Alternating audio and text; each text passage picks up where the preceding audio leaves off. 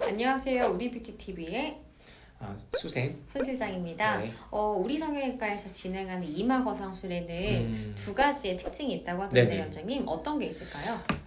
첫 번째는 이제 환자분들이 이제 이마 거상하면은 이제 가장 중요하게 생각하는 게 어떻게 고정하는지를 많이 중요하게 생각하거든요. 그쵸. 그 이제 그 수술을 하면서 겪어보면은 실을 원하시는 분도 있고 그냥 엔도타인이나 이런 기존의 그런 특수한 그 물질, 녹는 물질이죠. 이런 걸 원하시는 분도 있어요. 그래서 사실 이게 정답은 없거든요. 그쵸. 근데 환자분이 어떤 잘 되신 분을 보고 오면 그분이 뭘로 했나 그거에 그대로 해달라는 경우가 많이 있거든요. 그래서 저는 이제 실로 봉합하는 거를 한 6, 7년 정도 계속 했었고 그 다음에 이제 특수하게 이제 엔도타인류의 그 녹는 물질이죠. 그런 걸로 고정하는 방법도 여러 한 5년 이상 같이 했었거든요. 그래서 제가 이제 환자분들에게 말씀드리는 거는 어떤 게 더 원하는지 장단점을 비교해서 말씀드리고 환자분한테 선택을 하게 하거든요. 저는 열린 마음으로 두 가지 방법을 다 설명드리고 이제 그걸 환자분한테 선택하게 하는 게 제가 말씀드릴 수 있는 첫 번째 특징이고요. 네네.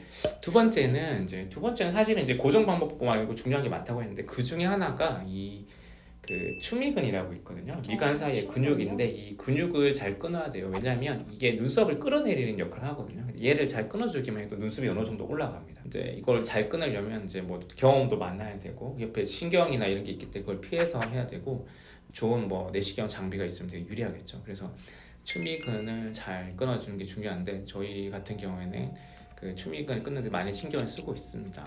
이 두 가지가 가장 중요하다고 할 수 네. 있어요. 추미근이라고 하시면 이제 위치로 봤을 때 어디쯤 위치? 위치는 딱 이렇게 생각하시면 돼요. 그러니까 눈썹에 이렇게 자리 잡고 있거든요. 그래서 이렇게 자리 잡고 있는데 추미근은 두꺼운 근육인데 얘는 훨씬 강력한 근육이기 때문에 반드시 끊어줘야 합니다.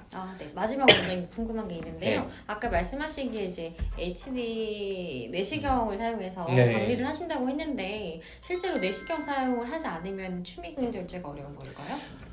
아니죠. 이제 절개를 해서 하는 경우에도 이제 추미근을 충분히 절제할 수 있는데 제가 두 가지 경험을 다 가지고 있는데 이렇게 절개를 많이 해서 해야 겨우 보이거든요. 그러니까 이게 제 경험상 내시경으로 볼 때 크기에 비해서는 훨씬 작게 보이거든요. 그러니까 테크닉적으로 볼 때는 내시경으로 추미근 끊는 것보다는 훨씬 어렵습니다. 좋은 말씀 감사합니다, 네. 원장님. 네, 오늘 여기까지 이마 거상술에 대해서 알아봤습니다. 감사합니다.